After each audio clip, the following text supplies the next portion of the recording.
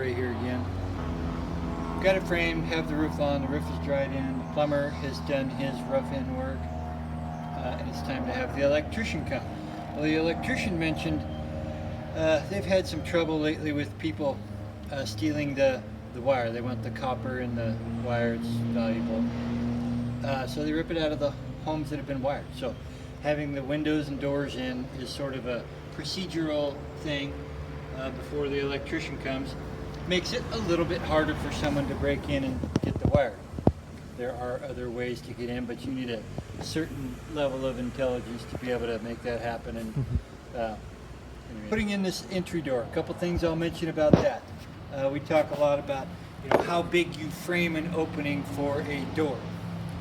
For the most part, there are always going to be exceptions, but for the most part, if a door is called a 3-foot door or 3-0 door, 3-0, 6'8", 6'8" is the height, is real common size. The door is 3 feet, and that means that the door itself is real close to 3 feet. Sometimes it's a little under. But what you have to remember is there's the door and then there's the door jamb. And typically we frame a door opening 2 inches bigger than the call out size on the plan. The plan will say it put a 3-0, 6'8" door in the hole. We frame the opening 2 inches bigger than that, so 38 inches. That allows room for the 3/4 inch jamb material on each side of the door, and then a little bit of room to work, usually a 1/2 inch, to assure that the door can be in its proper position in the opening. We ran this plate through. This is the bottom plate. We ran it through and we framed the wall. Now it's time, we've got the wall all nailed down. It's time to cut that plate out because we want the door sitting down on the floor. And we'll put some, looks like Tim got some foam. We'll run underneath that sill to try to create a, air seal underneath that. We want to make sure this is plumb in the hole, so that when the door is operating, it doesn't want to swing open or closed. If a door isn't plumb, if it's in any certain position, it will swing to the position that, it swings downhill is what it does. We're concerned about the reveal, and what that means is the door sits in the jamb and there is a certain amount of space around it. I want that space to be equal.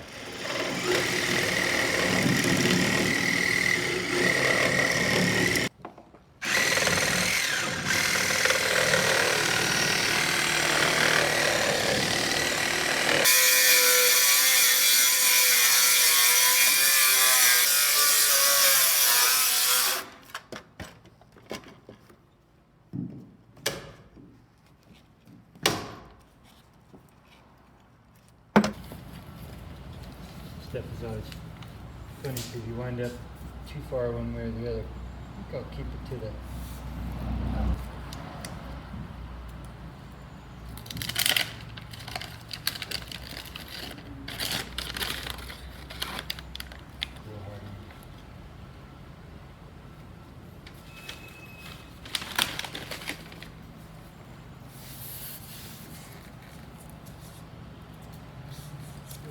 when you go buy a door at the home improvement store, you have some options. I've become a big fan of the fiberglass door. There's a lot of appeal to that.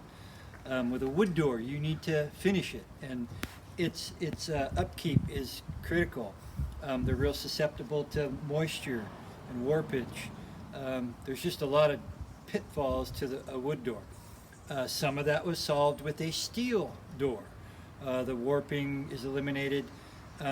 Contraction and expansion is a bit of an issue with the steel, but steel will rust and steel will dent.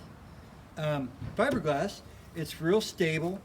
What I mean by that is it doesn't seem to expand and contract a whole bunch with heat or cold or moisture. You can choose to paint these or not. You can paint it to change the color. A lot of times they just get left white, and it's white in the body of it, and they're just really durable. They don't dent. They will break, but you have to work at it to break a fiberglass door. Anywho, so pre-hung door. That means it comes in the jamb. This is the jamb I was talking about. The brown part here to brown part there is that 36 inches, where most entry doors are going to be that big. And then here's the white part, that 3/4 of an inch on each side I was talking about. And then I need a little bit of room to fuss and make sure it fits in the hole.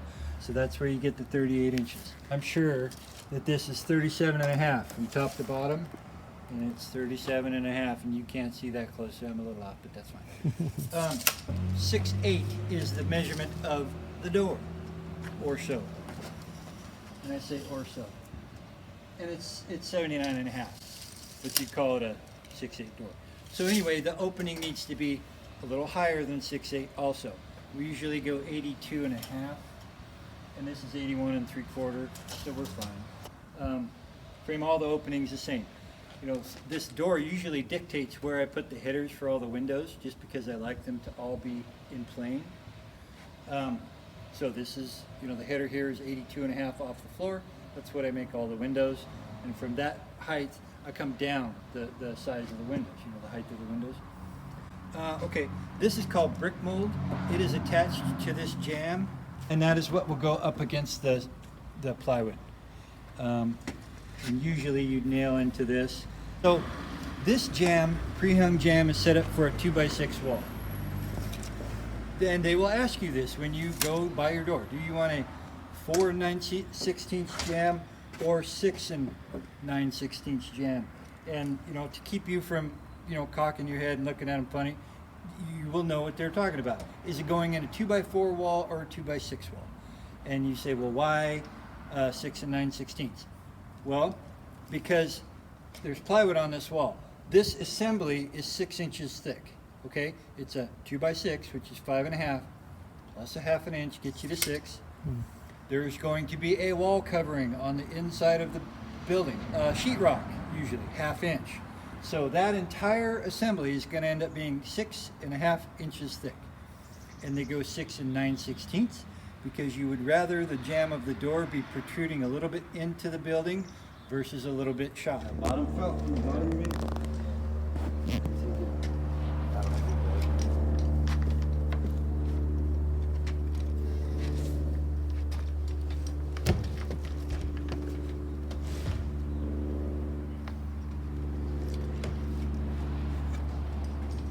So, where to begin? This is kind of a hard thing that people don't always know where to start. And what I like to do is, I mean, this thing is sitting in there so nice. I'd like to start with equal space on the bottom. That means the remainder of the opening is equally spaced on both sides, about a 1/4 inch on both sides. I'm just checking it with my eye, remember, the micrometer, and it looks good. And then I'm looking at the top. And ideally, if everything is perfect, it will have equal space on the top. And now I'm going to check this side with the level, the hinge side. And it's really close. It needs to come over that way a little bit. But before I do that, I might as well firm these bottom 2 corners up. I know I've got plenty of room to scoot it over just a whisker. So I'm going to put a couple shims in this corner and this corner just so it cannot move. And then I will do that at the top. I'll start with the side I want to shove over. I'll put a little bit of pressure, you know, some shims over here, moving it that way a little bit. I'll check it with my level, make sure it's plumb, and then I'll back it up with shims on this side so it cannot move there either. I like to fasten the door behind the weather strip. And that is usually, you know, I'll fasten it top, middle, and bottom eventually on both sides. And then I can put the weather strip back in and you do not see the screw.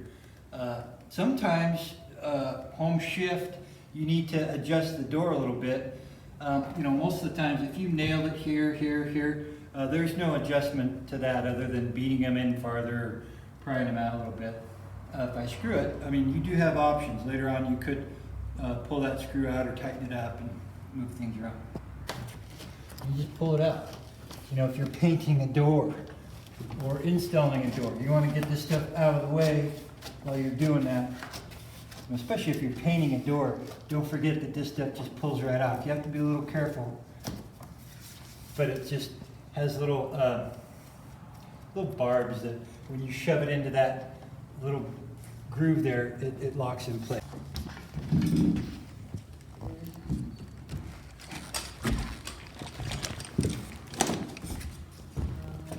shims are just like shingles. They're skinny at one end, big at another end. And, you know, if you shove them deeper into something, it spreads it apart. Ideally, you'd put them both opposite directions and slide them flat. And then, you know, it would be equidistant anywhere. You can't always do that, especially when the brick mold's already on the door. So, just being creative here, I'll put one of these in backwards and another in frontward, and I still don't think that's going to be enough. I'm going to need a little bit more.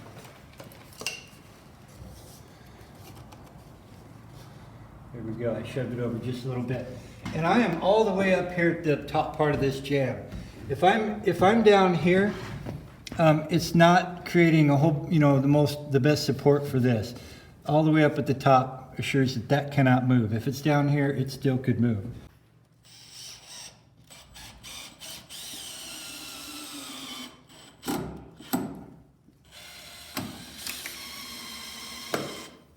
Watch what happens when I pull this out a little bit. It hits the bottom first, and it's way at the top. There's a lot of space at the top yet.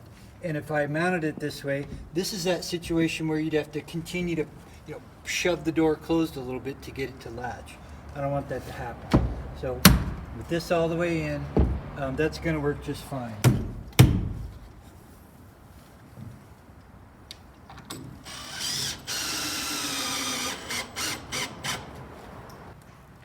I like that right there.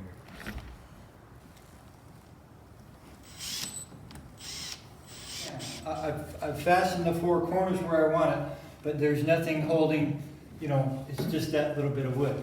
If I shove back on this hinge, it's going to put it right where I want it to be. It's going to suck it over just a little bit so that this reveal and this reveal are the same, and then it'll bring it to where it's the same reveal across the top. What I mean by that is if you put a depth gauge or something that would shove in there, it should shove in the same amount on both sides. I'll pull one of these screws out of this hinge. And there are usually 3 or 4, usually 4, but there's 2 closest to the inside of the house, there's 2 closest to the outside.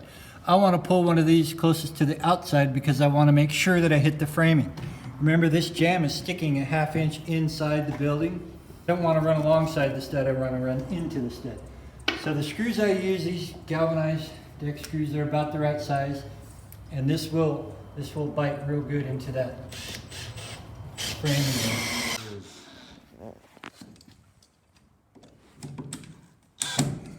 Or snap these shims off.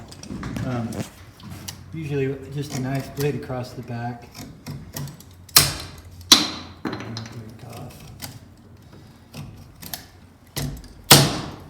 Snap those shims off flush with the framing here, so when they put the drywall on, it won't impede the drywall. I screwed the top and bottom, and I'm just countersinking those a little bit so it's real easy to fill with putty or whatever. This looks like it's pretty good. I'm going to shove it in just a little bit as I put that screw in there. Same thing here, looks a little, I'll shove it out just a whisker. This will just help assure that it stays that way. Nice door, it really is. It's got panes of glass in there. We call these lights. This would be a little 6 light. And there are 4 screws across the bottom of that threshold. It is actually a plate that will raise or lower. You bring it up till it's snug against the bottom of the door and creates an airtight seal. These screws here, I don't know if it's back it in or screw it out. This door comes with a little doohickey to, you know, it locks the door closed. I held on to this. I don't know when Tim's going to get his lock set in here. I don't want this door flailing and banging around while nobody's here. So this will allow me to close the door, shove that in there, and then it won't. I mean, it's not security or anything. It just keeps the door from banging around.